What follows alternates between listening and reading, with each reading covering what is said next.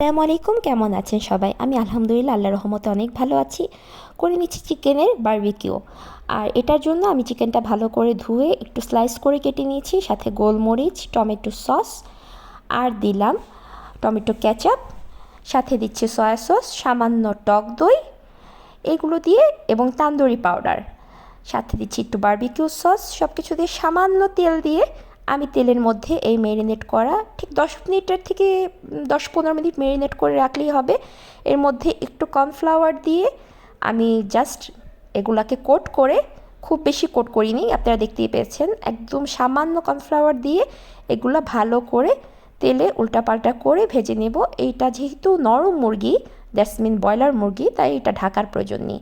একদম juicy juicy একটা ভাব আসবে এবং এটা খেতে এত টেস্টি, এটা আপনি স্ন্যাক্স হিসাবে খেতে পারেন। অবশ্যই ট্রাই করবেন। ধন্যবাদ সবাইকে। আল্লাহ হাফিজ। Keep watching.